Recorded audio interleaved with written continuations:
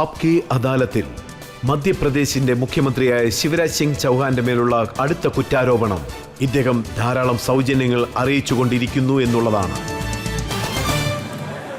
Shivraj sir, താങ്കളുടെ speech എല്ലാം കേട്ടതിന് ശേഷം എനിക്കൊരു കാര്യം മനസ്സിലായി. അതായത് താങ്കൾ നിറയെ സൗജന്യങ്ങൾ നൽകുകയാണ്. താങ്കളുടെ വാക്കിൽ നിന്ന് മനസ്സിലാക്കാം. താങ്കൾ എന്താണ് പറഞ്ഞെന്ന് വെച്ചാൽ, പ്രധാനമന്ത്രി കൃഷിക്കാർക്ക് 6000 കൊടുക്കുന്നുണ്ട്, ഞാനും 6000 രൂപ തരാമെന്ന്.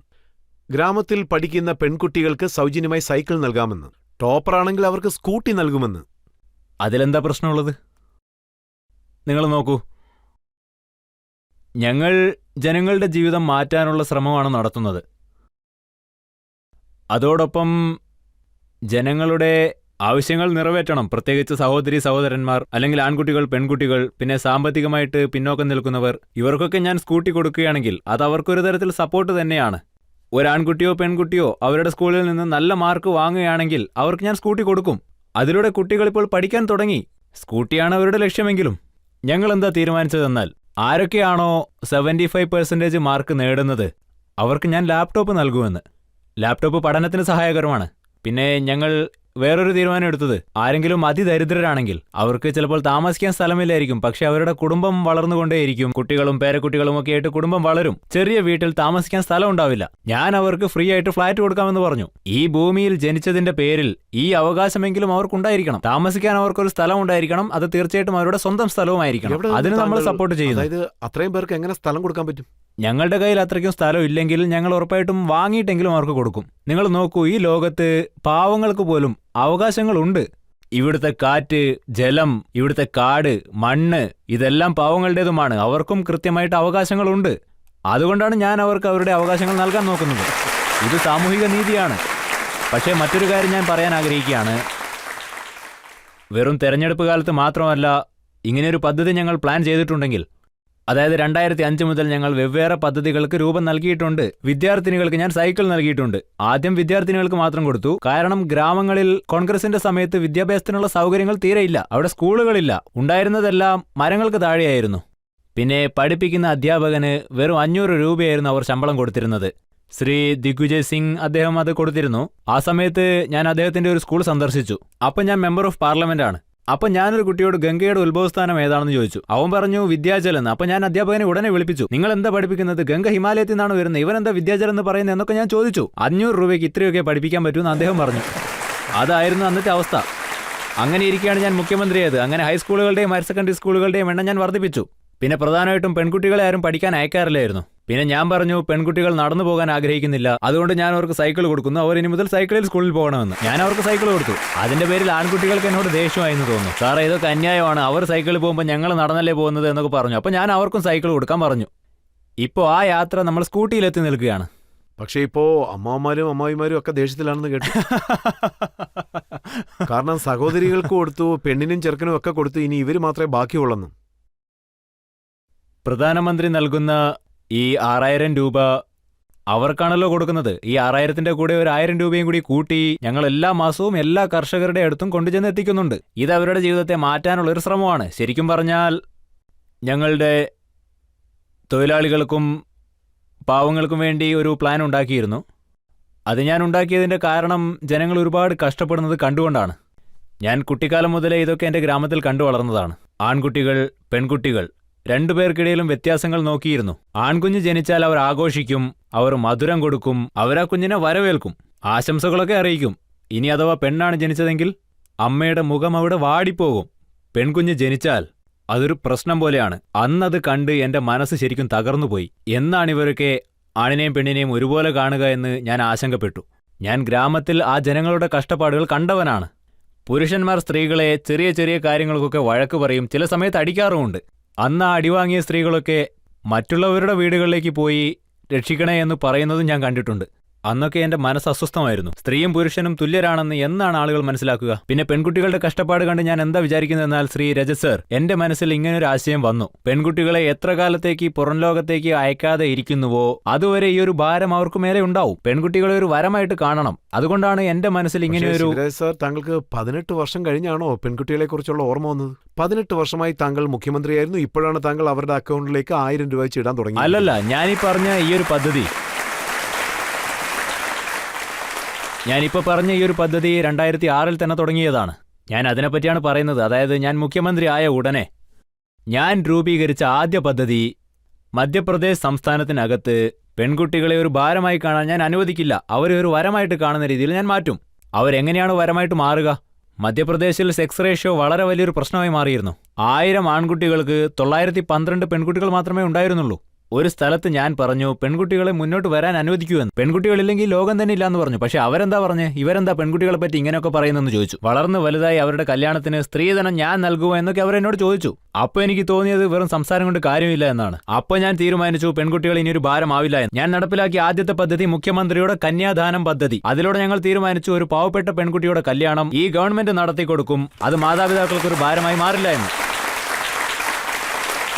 പിന്നെ രണ്ടാമത്തെ പദ്ധതിയെപ്പറ്റി പറയാൻ എനിക്ക് അതിലേറെ അഭിമാനമുണ്ട്. ഞാൻ ലോഡ്ലി ലക്ഷ്മി പദ്ധതി രൂപീകരിച്ചു. അതുകൊണ്ട് ഞാൻ എപ്പോഴും പറയും നമ്മളുടെ ഗ്രാമത്തിലൊരു പെൺകുട്ടി ജനിച്ചാൽ അവൾ ലക്ഷ്മിയെ പോലെയാണെന്ന്. തുടക്കത്തിൽ എല്ലാവരും ഇതിനെ എതിർത്തു, ആരും നടക്കില്ലെന്ന് പറഞ്ഞു. പക്ഷേ ഞാനിത് നടത്തിയേ തീരൂ എന്ന് വാശി പിടിച്ചു. പെൺകുട്ടി ജനിച്ച ഉടനെ അവളുടെ പേരിൽ ഒരു നിശ്ചിത സംഖ്യ ഡെപ്പോസിറ്റ് ചെയ്യണം. പിന്നീട് ഒരു ഘട്ടത്തിൽ അവൾക്ക് 1 ലക്ഷം രൂപ കിട്ടും. അപ്പോൾ ഞങ്ങൾ തീരുമാനിച്ചു പെൺകുട്ടി ജനിച്ചാൽ 30,000 രൂപ, അതായത് രണ്ടും പെൺകുട്ടികളാണെങ്കിൽ മാതാപിതാക്കളുടെ അക്കൗണ്ടിലേക്ക് ഞങ്ങൾ നിക്ഷേപിക്കുമെന്ന്. പിന്നെ അത് വിദ്യാഭ്യാസവുമായി കൂട്ടിയിണക്കി. പെൺകുട്ടികൾ 5ാം ക്ലാസ് ജയിച്ച് 6ാം ക്ലാസ്സിലേക്ക് പാസ്സായാൽ 2000 രൂപ, 8ാം ക്ലാസ്സിൽ നിന്ന് 9ാം ക്ലാസ്സിലേക്ക് പാസ്സായാൽ 4000 രൂപ, 11ാം ക്ലാസ്സിലേക്ക് പാസ്സായാൽ 6000 രൂപ, 12ാം ക്ലാസ്സിലേക്ക് പാസ്സായാലും 6000 രൂപ, കോളേജിലേക്ക് പോയാൽ 12,500 രൂപ, പാസ് ഔട്ട് ആയാലും 12,500 രൂപ. പിന്നെ മെഡിക്കൽ എഞ്ചിനീയറിംഗ് സീറ്റുകൾ പോലും ലോഡ്ലി ലക്ഷ്മി പെൺകുട്ടികൾക്ക് ഈസിയായി കിട്ടുന്ന രീതിയിലാക്കി മാറ്റി. ഇത് പറയാൻ എനിക്ക് നല്ല അഭിമാനമുണ്ട്. മധ്യപ്രദേശിനകത്ത് ഇന്ന് 46 ലക്ഷം ലോഡ്ലി ലക്ഷ്മി പെൺകുട്ടികളുണ്ട്. അതായത് 46 ലക്ഷം. ഇതിന്റെ ഇമ്പാക്ട് നിങ്ങൾ നല്ലപോലെ നോക്കിയാൽ 1000 ആൺകുട്ടികൾക്ക് 912 പെൺകുട്ടികൾ മാത്രം ഉണ്ടായിരുന്നിടത്ത് ഇന്ന് 1000 ആൺകുട്ടികൾക്ക് 956 പെൺകുട്ടികൾ ജനിക്കുന്നുണ്ട്. പെൺകുട്ടികൾ ഭാരമല്ല, പെൺകുട്ടികൾ വരമായി മാറിയിരിക്കുകയാണ്. പിന്നെ 2006 സഹോദരിമാരുടെ കഷ്ടപ്പാടുകളും ദുഃഖവുമൊക്കെ കണ്ട് ഞങ്ങൾ ആദ്യത്തെ പദ്ധതി രൂപീകരിച്ചു. കാരണം ഞാൻ എൻ്റെ ഗ്രാമത്തിൽ ഇതൊക്കെ കണ്ടതാണ്. അധ്വാനിക്കുന്ന സ്ത്രീകൾക്ക് പ്രസവത്തിന് 2 ദിവസം മുന്നേ വരെ ജോലിയെടുക്കേണ്ടി വന്നിരുന്നു. അതിലെനിക്ക് അസ്വസ്ഥതയുണ്ടായിരുന്നു, അതെനിക്ക് വേദനയുണ്ടാക്കി. പിന്നെ പ്രസവത്തിന് ശേഷം ഒരാഴ്ച പോലും അവർക്ക് ലീവ് നൽകിയിരുന്നില്ല. കുഞ്ഞുങ്ങളെ വീടുകളിൽ തന്നെ നിർത്തിയിട്ട് പോകും, അതല്ലെങ്കിൽ വയൽ വരമ്പുകളിൽ എങ്ങാനും കിടത്തും. ദിവസം മുഴുവൻ അവർ അധ്വാനിക്കും. കുഞ്ഞുങ്ങൾക്ക് മുലപ്പാൽ പോലും നൽകാൻ അവർക്ക് കഴിഞ്ഞിരുന്നില്ല. അത് കണ്ട് ഞാൻ തീരുമാനിച്ചു പ്രസവത്തിന് മുന്നേ ഇവിടുത്തെ സ്ത്രീകൾക്ക് 4000 രൂപ കൊടുക്കണമെന്ന്. കാരണം അവർക്ക് നല്ല പോഷകാഹാരം ലഭിക്കണം, അതിലൂടെ അവരുടെ ആരോഗ്യം നന്നാവണം. പിന്നെ അവരുടെ വയറ്റിൽ വളരുന്ന കുഞ്ഞിന്റെ ആരോഗ്യവും നന്നാവണം എന്നതുകൊണ്ട് പ്രസവത്തിന് ശേഷം 12,000 രൂപ നൽകും. കാരണം കുറഞ്ഞത് 2 മാസമെങ്കിലും അവർക്ക് ലീവ് എടുക്കാൻ സാധിക്കണം. കുറഞ്ഞത് മാതൃവാത്സല്യത്തോടു കൂടി തങ്ങളുടെ കുഞ്ഞുങ്ങൾക്ക് പാലൂട്ടുവാനെങ്കിലും അവർക്ക് സാധിക്കണം. പിന്നെ വിശ്രമിക്കാനുള്ള സമയവും അവർക്ക് ഒരുപാട് ലഭിക്കുന്നു. ഇതിവിടെ പറയാൻ സാധിച്ചതിൽ എനിക്ക് അഭിമാനമുണ്ട് രജത് സർ. മധ്യപ്രദേശിൽ പെൺഭ്രൂണഹത്യ ഇന്ന് തീരെയില്ല. പക്ഷേ പണ്ട് കാലങ്ങളിൽ ആ ഒരു സമ്പ്രദായം ഇവിടെ ഉണ്ടായിരുന്നു. വയറ്റിലുള്ളത് പെൺകുട്ടിയാണെന്നറിഞ്ഞാൽ അവർ അതിനെ കൊല്ലുമായിരുന്നു. ആ കുഞ്ഞിനെ ജനിക്കാൻ അനുവദിക്കില്ല. പെൺകുട്ടികളെ എന്തിനു ജനിപ്പിക്കണമെന്നായിരുന്നു അവരുടെ ചിന്ത. ദൈവത്തിനൊരു വിവേചനവുമില്ല, മനുഷ്യനാണുള്ളത്. അതുകൊണ്ടാണ് അങ്ങനെ ഒരു പദ്ധതി ഞങ്ങൾ ഉണ്ടാക്കിയത്. ലോഡ്ലി ലക്ഷ്മി മുതൽ ലോഡ്ലി സഹോദരിമാർ വരെ ഞങ്ങളുടെ പദ്ധതി നീളുന്നു. അത് മാത്രമല്ല, ഞാൻ വളരെ അഭിമാനത്തോടെ പറയാൻ ആഗ്രഹിക്കുന്നു, മധ്യപ്രദേശാണിത് തീരുമാനിച്ച ആദ്യത്തെ സംസ്ഥാനം. അതായത് പഞ്ചായത്ത് തെരഞ്ഞെടുപ്പുകളിൽ 50% റിസർവേഷൻ സ്ത്രീകൾക്ക് കൊടുക്കുമെന്നത്. കാരണം സ്ത്രീകൾ പൊതുവെ മത്സരിക്കാറില്ല. ഗൂക്കടിട്ടുകൊണ്ട് വീട്ടിൽ തന്നെ ഇരിക്കൂ, റൊട്ടി ഉണ്ടാക്കൂ, വേറൊന്നും ചെയ്യാൻ പാടില്ലായിരുന്നു. പിന്നെ മധ്യപ്രദേശിൽ മാത്രമാണ് സ്ത്രീകൾക്കും 50% റിസർവേഷൻ കൊടുക്കണമെന്ന് പറഞ്ഞ ആദ്യത്തെ സംസ്ഥാനം മധ്യപ്രദേശ് മാത്രമാണ്. ഒരുപാട് പേര് എതിർത്തിരുന്നു. പോലീസിന്റെ ഭാഗത്തു നിന്നും ഇതിന്റെ പേരിൽ വരാവുന്ന പ്രശ്നങ്ങളെപ്പറ്റി മുന്നറിയിപ്പുണ്ടായിരുന്നു. എങ്ങനെ ഇത് വർക്കൗട്ട് ആവുമെന്നും അവരൊക്കെ ചോദിച്ചു. പക്ഷേ ഇവിടുത്തെ സ്ത്രീകളുടെ കഴിവിന് മേൽ എനിക്ക് വിശ്വാസം ഉണ്ടായിരുന്നു. നമ്മൾ സ്ത്രീകളുടെ കയ്യിൽ തോക്കുകൾ നൽകിയാൽ അവർ കള്ളന്മാരെയും കൊള്ളക്കാരെയും ഒക്കെ പിടിക്കുമെന്ന് എനിക്ക് വിശ്വാസം ഉണ്ടായിരുന്നു. 30% റിസർവേഷൻ കൊടുത്തു. പിന്നീട് അത് 50% റിസർവേഷനാക്കി മാറ്റി. ടീച്ചേഴ്സ് പരീക്ഷയിൽ ഇന്ന് മധ്യപ്രദേശിന്റെ 4 ഭാഗത്തും നിങ്ങൾ നോക്കുകയാണെങ്കിൽ ആൺകുട്ടികളോടൊപ്പം തന്നെ പെൺകുട്ടികളും മുന്നേറി പോവുകയാണ്. പിന്നെ ഒരു പദ്ധതി കൂടി ഞാൻ കണ്ടുവച്ചിട്ടുണ്ട്. എന്റെ ആശയം എന്താണെന്നാൽ പെൺകുട്ടികളുടെ പേരിൽ, അതായത് ആൺകുട്ടികളും പെൺകുട്ടികളും തുല്യരാണ്, 2 പേർക്കും തുല്യ അവകാശങ്ങൾ ഉണ്ടാവണം, അവർക്ക് തുല്യ അധികാരമുണ്ടാവണം, തുല്യ പങ്കാളിത്തം ഉണ്ടാവണം. പക്ഷേ സ്വത്തുക്കൾ വാങ്ങുന്ന സമയത്ത് ആൺകുട്ടികളുടെ പേരിലാണ് പൊതുവെ വാങ്ങാറ്. വീട്, കട, കൃഷിഭൂമി എന്തു തന്നെ ആയാലും ആൺകുട്ടികളുടെ പേരിലായിരുന്നു വാങ്ങാറ്. അപ്പൊ ഞങ്ങൾ എന്ത് തീരുമാനിച്ചു എന്നാൽ പെൺകുട്ടികളുടെ പേരിൽ വാങ്ങിയാൽ സ്റ്റാമ്പ് ചാർജസ് വെറും 1% മാത്രമായിരിക്കുമെന്ന്. പക്ഷേ ആൺകുട്ടികളുടെ പേരിൽ വാങ്ങിയാൽ അത് കൂടുമെന്നും പറഞ്ഞു. ഇപ്പോ അതിന്റെ പരിണിതഫലം എന്താണെന്ന് ഞാൻ പറയാം രജത് സർ. മധ്യപ്രദേശിലുള്ള 45% സ്വത്തുക്കളും സ്ത്രീകളുടെ പേരിലാണ് വാങ്ങുന്നത്. ഭർത്താവ് തന്റെ ഭാര്യയോട് പറയുകയാണ്, നിന്റെ പേരിൽ വാങ്ങിയാൽ സ്റ്റാമ്പ് ചാർജ് കുറച്ച് കുറയുമല്ലോ എന്ന്, രജിസ്ട്രേഷന്റെ പണം കുറയുമല്ലോ എന്ന്. ഇത് സ്ത്രീകൾക്ക് കിട്ടുന്ന ഒരു അധികാരമാണ്. നമ്മൾ സൗജന്യമായിട്ട് കൊടുക്കുന്ന ഒന്നും തന്നെയല്ല. അതുകൊണ്ട് പക്ഷേ ഇതിനകത്ത് ഈ പദ്ധതികളിലെല്ലാം കൃത്യമായിട്ട് അവരുടെ അക്കൗണ്ടിലേക്ക് ഈ പൈസ പോകുന്നെന്ന് താങ്കൾക്ക് എങ്ങനെ മോണിറ്റർ ചെയ്യാൻ സാധിക്കുന്നു? DVT അത് നേരെ അവരുടെ അക്കൗണ്ടിലേക്ക് പോകുന്നു. അതിനിടയിൽ ആരും തന്നെ ഇല്ല. അതൊക്കെ കോൺഗ്രസിന്റെ കാലത്തേ ഉണ്ടായിരുന്നുള്ളൂ. സ്വർഗത്തിലുള്ള രാജീവ് സാർ പറയുമായിരുന്നു, ഞാൻ എന്താ ചെയ്യാ, 1000 രൂപ അയച്ചാ 15 പൈസ മാത്രമേ പോയി ചേരുന്നുള്ളൂ. എന്നാൽ ഇപ്പം ഞങ്ങൾക്ക് ആ അവസ്ഥയില്ല. മോദിജിയുടെ ലീഡർഷിപ്പിൽ ഞങ്ങൾക്ക് ഈ അവസ്ഥ മാറ്റാൻ സാധിച്ചിട്ടുണ്ട്. 1 രൂപയാണെങ്കിൽ 1 രൂപ അത് നേരിട്ട് അവരുടെ അക്കൗണ്ടുകളിൽ എത്തിച്ചേരും. അത് അവർക്ക് ഇഷ്ടാനുസരണം എടുത്ത് ഉപയോഗിക്കാനും പറ്റും. ശിവരാജ് സാർ, താങ്കളുടെ മരുമക്കൾ എന്താണ് പറയുന്നതെന്ന് വെച്ചാൽ പെൺകുട്ടികളുടെ അക്കൗണ്ടിലേക്ക് കൃത്യമായി 1000 രൂപ ചെല്ലുന്നുണ്ട്. ഇപ്പോൾ അത് 3000 ആക്കാൻ പോകുന്നെന്ന് കേട്ടു. പക്ഷേ പുരുഷന്മാർക്കൊന്നും കിട്ടുന്നില്ലല്ലോ. ഇത് 1000 രൂപ ലോഡ്ലി സഹോദരിമാരുടെ അക്കൗണ്ടിലേക്കാണ് പോകുന്നത്. പിന്നെ ലോഡ്ലി ലക്ഷ്മി പദ്ധതിയുമുണ്ട്. പിന്നെ ഞങ്ങൾ ആൺകുട്ടികൾക്ക് ഒരു കുറവും ഇവിടെ വരുത്തുകയില്ല. അത് ഞങ്ങൾ ഉറപ്പുവരുന്നു. അവർക്കും ഞങ്ങൾ സൈക്കിൾ കൊടുക്കുന്നുണ്ട്, പുസ്തകങ്ങൾ കൊടുക്കുന്നുണ്ട്. മേധാവി വിദ്യാർത്ഥി പദ്ധതി ഞങ്ങൾ രൂപീകരിച്ചിട്ടുണ്ട്. മുഖ്യമന്ത്രിയുടെ മേധാവി വിദ്യാർത്ഥി പദ്ധതി. ഈ പദ്ധതി പ്രകാരം ഞങ്ങൾ തീരുമാനിച്ച കാര്യങ്ങൾ, ഇവിടുത്തെ ആൺകുട്ടികളും പെൺകുട്ടികളും ഏത് ജാതിയിൽ നിന്ന് വരുന്നവരാണെങ്കിലും ശരി, അവരൊക്കെ ഞാൻ ജാതിക്കും ഉപരിയായിട്ടാണ് കാണുന്നത്. കുട്ടികൾക്കിടയിൽ എന്ത് വ്യത്യാസമാണ് വേണ്ടത്? എല്ലാ കുട്ടികൾക്കും, അവർ ഏത് ജാതിയാണെങ്കിലും ശരി, അവർ നല്ല ബുദ്ധിയുള്ളവരാണെങ്കിൽ 12ാം ക്ലാസ്സിൽ അവർ 75% മാർക്ക് വാങ്ങിയാൽ അപ്പം ഞങ്ങൾ അവർക്ക് മെഡിക്കൽ അല്ലെങ്കിൽ എഞ്ചിനീയറിംഗ് സീറ്റ് 8 ലക്ഷം രൂപ ചെലവ് വരുന്നതാണെങ്കിലും ശരി, അത് ഞങ്ങൾ നോക്കും. അതിനി പ്രൈവറ്റ് മെഡിക്കൽ കോളേജുകളാണെങ്കിലും ശരി, പ്രൈവറ്റ് മെഡിക്കൽ കോളേജുകളിൽ ഒരു വർഷത്തേക്ക് 8-10 ലക്ഷം രൂപ ചെലവാകും. പാവപ്പെട്ട കുട്ടികളെ കൊണ്ടത് അടയ്ക്കാൻ സാധിക്കില്ല. കർഷകരുടെ മക്കൾക്ക് അതിന് സാധിക്കില്ല. ഞാൻ അവരോട് പറഞ്ഞു, എന്റെ പ്രിയപ്പെട്ട ജനങ്ങളെ, നിങ്ങൾ ഒന്നുകൊണ്ടും പേടിക്കേണ്ടതില്ല. നിങ്ങളുടെ ഫീസ് നിങ്ങളുടെ അച്ഛനും അടയ്ക്കേണ്ട, പകരം അത് ഞാൻ അടയ്ക്കുമെന്ന് ഞാൻ അവർക്ക് വിശ്വാസം നൽകി ഞാനത് അടച്ചു. ഇപ്പൊ നോക്കൂ, നമ്മൾ പുരോഗതിയുടെ പാതയിലാണ്. പിന്നെ ഈ കുട്ടികളെ ഇനിയും നല്ല രീതിയിൽ മെച്ചപ്പെടുത്തുവാൻ ഞങ്ങൾ ഒരു പദ്ധതി കൂടി രൂപീകരിച്ചിട്ടുണ്ട്. പഠിക്കൂ, സമ്പാദിക്കൂ. അതാണ് ആ പദ്ധതി. എത്രയോ രാഷ്ട്രീയ പാർട്ടികൾ വായിൽ തോന്നുന്ന പോലെ വാഗ്ദാനങ്ങൾ നൽകും, ഞങ്ങൾ തൊഴിലില്ലായ്മ ഇല്ലാതാക്കുമെന്നൊക്കെ. ഒരു പക്ഷി തന്റെ കുഞ്ഞുങ്ങൾക്കൊരിക്കലും കൂട് നൽകുകയില്ല. അത് പറക്കാനുള്ള ചിറകെ നൽകുകയുള്ളൂ. കാരണം അതിന് ഒരുപാട് ദൂരം പറക്കാനുണ്ട്. ഈ തൊഴിലില്ലായ്മയാണ് കൂട്. അവിടെ അന്യായം നടക്കുന്നു. അനൗൺസ് ചെയ്തതിന് ശേഷം എത്ര ബാരിയേഴ്സ് ഉണ്ടാവുമെന്നാൽ അത് ജനങ്ങളിൽ എത്തിച്ചേരുന്നതിന്റെ നമ്പേഴ്സ് കുറവായിരിക്കും. പിന്നെ കുട്ടികൾ ഒരിക്കലും തൊഴിലില്ലായ്മ ആഗ്രഹിക്കുന്നവരല്ല. ഞങ്ങൾ എന്താ തീരുമാനിച്ചതെന്നാൽ മധ്യപ്രദേശിലുള്ള കുട്ടികൾക്ക് ജോലി പഠിപ്പിച്ചു കൊടുക്കണമെന്നാണ്. അതായത് അവരെ സ്കിൽഡ് ആക്കി മാറ്റണം.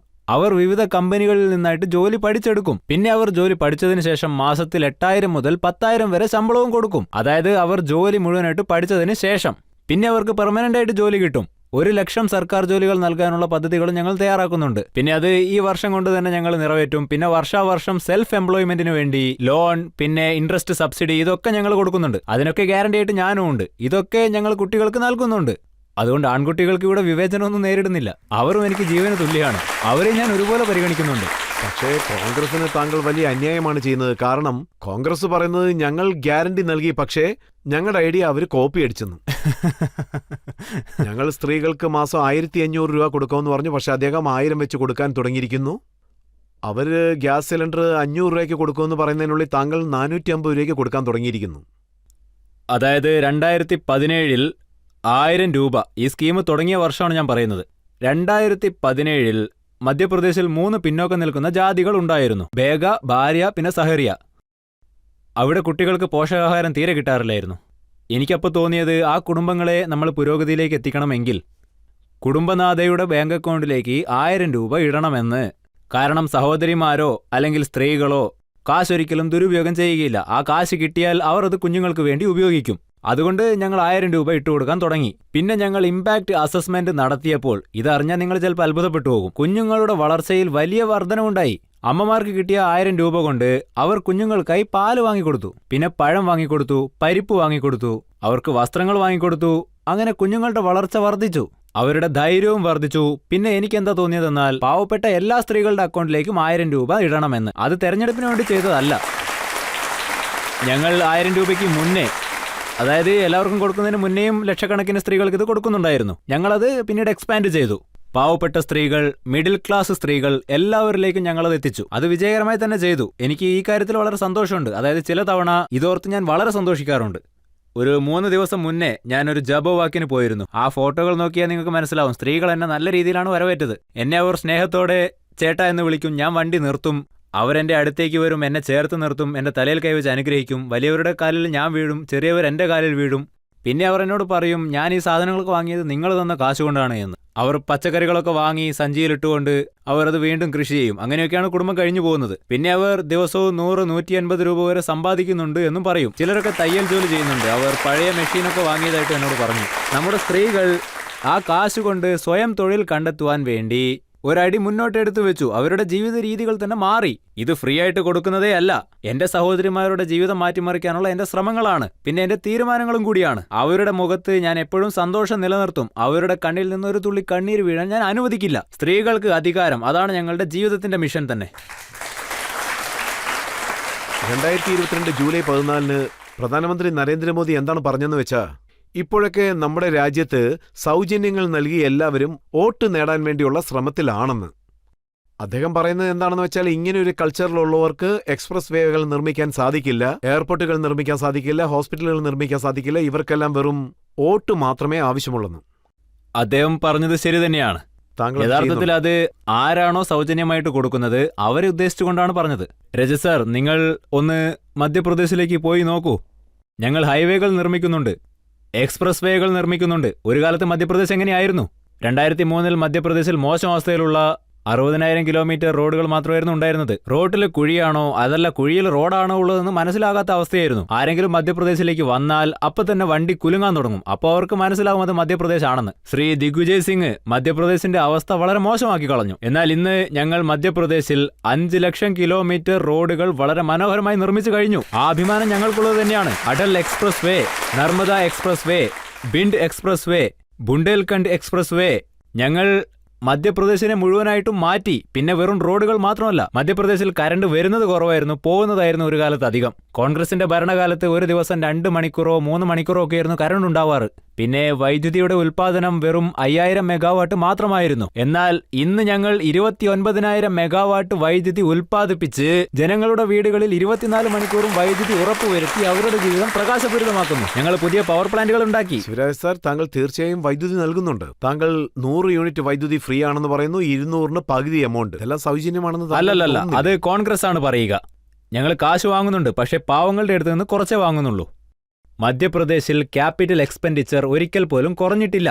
റവന്യൂ സർപ്ലസ് ബജറ്റ് എപ്പോഴും ഞങ്ങളുടേതാണ്. റോഡാവട്ടെ, വൈദ്യുതി ആവട്ടെ, ജലമാവട്ടെ. അന്ന് 5 മെഡിക്കൽ കോളേജ് ഉണ്ടായിരുന്നിടത്ത് ഇന്ന് 30 മെഡിക്കൽ കോളേജുകളുണ്ട്. ഗവൺമെന്റ് സ്കൂളിന്റെ ബിൽഡിംഗുകൾ വളരെ ആധുനികമായ രീതിയിൽ നിർമ്മിക്കപ്പെടുന്നുണ്ട്. അത് ഓരോ ബിൽഡിംഗിനും 38 മുതൽ 40 കോടി വരെ മുടക്കുന്നുണ്ട്. പ്രൈവറ്റ് സ്കൂളുകളേക്കാൾ മികച്ചതാക്കാൻ ഞങ്ങൾ ശ്രമിക്കുന്നുണ്ട്. ഗ്ലോബൽ സ്കൂൾ, പിന്നെ പാർക്കുകളൊക്കെ പോലെ എല്ലാം തന്നെ ഉണ്ടാക്കി സ്കിൽസ് കൂട്ടാനുള്ള ശ്രമങ്ങൾ നടക്കുന്നുണ്ട്. സിംഗപ്പൂരുമായിട്ടുള്ള കൊളാബറേഷനിൽ ഞങ്ങൾ ഇൻസ്റ്റിറ്റ്യൂഷനുകൾ നിർമ്മിക്കുന്നുണ്ട്. പല രീതിയിലുള്ള കോളേജുകൾ, മെഡിക്കൽ കോളേജുകൾ, എഞ്ചിനീയറിംഗ് കോളേജുകൾ, ഇൻഫ്രയുടെ വല തന്നെ വിരിച്ചു വെച്ചിരിക്കുകയാണ്. പിന്നെ മധ്യപ്രദേശിന്റെ സാമ്പത്തിക സ്ഥിതി നോക്കൂ. കോൺഗ്രസ് ഗവൺമെന്റ് ഉണ്ടായിരുന്നപ്പോൾ, അതായത് 2002-2003 വരെ മധ്യപ്രദേശിന്റെ പെർ ക്യാപിറ്റ ഇൻകം വെറും 11,000 രൂപ മാത്രമായിരുന്നു. എന്നാൽ ഇന്നത് 1,40,000 രൂപ വരെ വർദ്ധിച്ചിട്ടുണ്ട്. മധ്യപ്രദേശിന്റെ ആകെ മൊത്തമുള്ള സമ്പത്ത് എന്ന് പറയുന്നത് 71,000 കോടിയായിരുന്നു. എന്നാൽ ഇന്നത് ഏകദേശം 15 ലക്ഷം കോടിയുടെ അടുത്ത് വരെ വർദ്ധിച്ചിട്ടുണ്ട്. മധ്യപ്രദേശിൽ പയർവർഗ്ഗങ്ങൾ, പിന്നെ നെല്ല് എന്നിവയുടെ ഉൽപാദനം വെറും 100 കോടി മാത്രമായിരുന്നു ഉണ്ടായിരുന്നത്. എന്നാൽ ഇന്നത് ഏകദേശം 650 കോടി വരെ കൂടിയിട്ടുണ്ട്.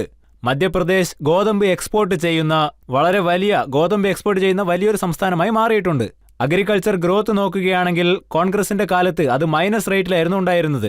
തുടർച്ചയായി 1.5 ദശാബ്ദങ്ങൾ എടുത്ത് മധ്യപ്രദേശിൽ 18% ഓഫ് ഗ്രോത്ത് റേറ്റ് ഞങ്ങൾ നേടിയെടുത്തു. അത് നമ്മുടെ രാജ്യത്തെ മാത്രമല്ല, ഈ ലോകത്തെ തന്നെ ഒരു വലിയ റെക്കോർഡാണ്. തുടർച്ചയായി ഇത്തരമൊരു വളർച്ച ഒരിക്കലും ഉണ്ടായിട്ടില്ല. ജലസുരക്ഷാ ബോർഡ്, കോൺഗ്രസ്, നവാബ്, രാജാക്കന്മാർ, ഇംഗ്ലീഷുകാര്, പിന്നെ സ്വാതന്ത്ര്യത്തിന് മുന്നേ മൊത്തം 7.5 ലക്ഷം ഏക്കറായിരുന്നു ഉണ്ടായിരുന്നത്. അത് ഞങ്ങൾ ഇന്ന് 42 ലക്ഷം ഹെക്ടറാക്കി വർദ്ധിപ്പിച്ചിട്ടുണ്ട്. അത് ഞങ്ങൾ 65 ലക്ഷമാക്കി മാറ്റാൻ പോവുകയാണ്. ഇന്ന് ജലസേചനം വളരെ വലിയ രീതിയിൽ തന്നെ വികസിച്ചു, അതായത് ത്വരിതഗതിയിൽ തന്നെ വികസിച്ചു. അതുകൊണ്ട് തന്നെ സാമ്പത്തിക സ്ഥിതിയും മെച്ചപ്പെട്ടിട്ടുണ്ട്. രാജ്യത്തിന്റെ GST-യിൽ മധ്യപ്രദേശിന്റെ പങ്ക് വെറും 3% മാത്രമായിരുന്നു. താങ്കൾ ഇക്കാര്യം പറയൂ. എന്നാൽ ഇന്ന് അത് 4.8% ആയിട്ടുണ്ട്. ഞങ്ങൾ വളരെ വേഗത്തിൽ അത് വർദ്ധിപ്പിച്ചു. ഒരു കാലത്ത് 21,000 കോടി രൂപയുടെ ബഡ്ജറ്റ് ആയിരുന്നു. എന്നാൽ ഇന്ന് 3,14,000 കോടി ഞങ്ങൾ വിതരണം ചെയ്തു. ശിവരാജ് സാർ, ഇലക്ഷന്റെ മൊത്തം ക്യാമ്പയിനും ഇവിടെ അങ്ങ് തീർക്കും.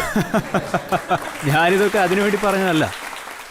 ഇതൊന്നും തന്നെ ഫ്രീബീസ് അല്ല, ഇതൊക്കെ ക്യാപിറ്റൽ എക്സ്പെൻഡിച്ചർ ആണ്. ഉത്തരം നൽകും, ഞാൻ താങ്കൾക്ക് ഫിഗേഴ്സ് നൽകാം. താങ്കൾ സ്ത്രീകൾക്ക് മാസം 1000 രൂപ നൽകുകയാണെങ്കിൽ അതിന്റെ ചെലവ് 18,000 കോടി രൂപയാണ്. മാസം 3000 രൂപ അവരുടെ അക്കൗണ്ടിലേക്ക് പോയാൽ 54,000 കോടി രൂപ ചെലവാകും. ഇത്രയും പണത്തിന് എവിടെ പോകും? നോക്കൂ, ഞങ്ങളുടെ ഇപ്പോഴത്തെ ബഡ്ജറ്റ് 3,24,000 കോടിയാണ്. പിന്നെ ഞങ്ങൾ ഇത് ശരിയാക്കാൻ വേണ്ടി ഇനിയും റിവേഴ്സ് ചെയ്തുകൊണ്ടിരിക്കുകയാണ്. 5,000 കോടിയായിട്ട് ബഡ്ജറ്റ് കൂടിയാൽ ഞങ്ങൾക്ക് 5,000 കോടി അതുപോലെ തിരിച്ചും വരുന്നുണ്ട്. അടുത്ത വർഷത്തെ ഞങ്ങളുടെ ബഡ്ജറ്റ് ഇതിനേക്കാളും കുറഞ്ഞത് 25% എങ്കിലും അധികമായിരിക്കും. പ്രധാനമന്ത്രി ശ്രീ നരേന്ദ്രമോദി അദ്ദേഹം പറഞ്ഞു 5 ട്രില്യൺ എക്കണോമി ആയിട്ട് നമ്മുടെ രാജ്യത്തെ മാറ്റുമെന്ന്. പക്ഷെ ഞങ്ങൾ പറഞ്ഞത് 580 മില്യൺ എക്കണോമി ആയിട്ട് ഞങ്ങളുടെ സംസ്ഥാനത്തെ മാറ്റുമെന്നാണ്. അതായത് ഇത്രയും കൂടിയ വേഗത്തിലാണ് നമ്മളുടെ സാമ്പത്തികം വളരുന്നത് എന്ന്. നമ്മളുടെ ബഡ്ജറ്റും ഓരോ വർഷവും തുടർച്ചയായി ഇങ്ങനെ കൂടിക്കൊണ്ടേയിരിക്കുകയാണ്.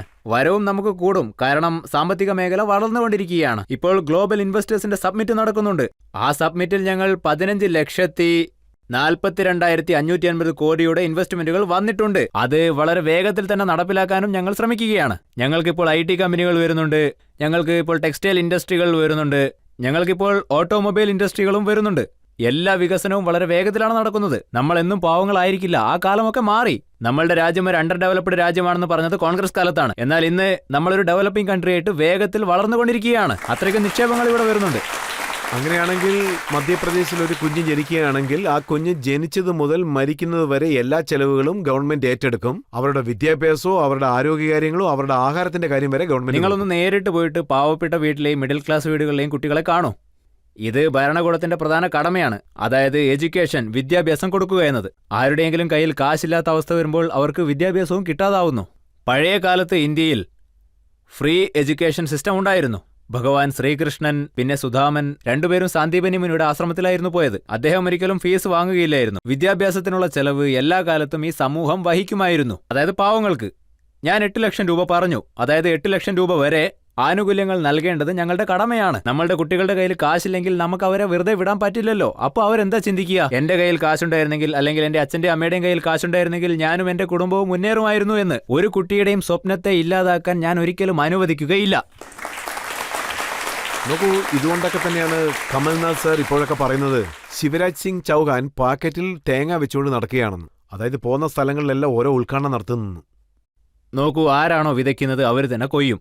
ഞങ്ങൾ വെറും തറക്കല്ല് മാത്രമല്ല ഇടുന്നത്, അതിനുശേഷമുള്ള പണികളും ഞങ്ങൾ നോക്കുന്നുണ്ട്. ധീരന്മാർ മാത്രമേ എല്ലാം അറിയിക്കുകയുള്ളൂ, ഭീരുക്കളൊന്നും അറിയിക്കുകയില്ല എന്ന് പറയാറുണ്ട്. ഞങ്ങൾ അറിയിക്കുകയും ചെയ്യും, അതെല്ലാം നിറവേറ്റി കാണിക്കുകയും ചെയ്യും. ശ്രീ കമൽനാഥ് അദ്ദേഹം മുഖ്യമന്ത്രി ആയിരുന്നപ്പോൾ എപ്പോഴും കരയുമായിരുന്നു. ഞാൻ എന്താ ചെയ്യുക, എന്റെ കയ്യിൽ കാശില്ല, ഞാൻ എന്താ ചെയ്യുക എന്നൊക്കെ പറഞ്ഞ്. എന്റെ അമ്മാവൻ ഖജനാവ് കാലിയാക്കി, ഈ അവസ്ഥയിൽ ഞാൻ എന്ത് ചെയ്യും എന്നൊക്കെ അദ്ദേഹം ചോദിക്കാറുണ്ടായിരുന്നു. ഞാൻ ഒരിക്കലും എന്റെ കയ്യിൽ കാശില്ല എന്ന് പറയില്ല. എന്റെ കയ്യിൽ ഒരുപാട് കാശുണ്ട്. വികസന കാര്യങ്ങൾക്കും ഒരു കുറവുമില്ല, ജനക്ഷേമത്തിനും ഒരു കുറവുമില്ല.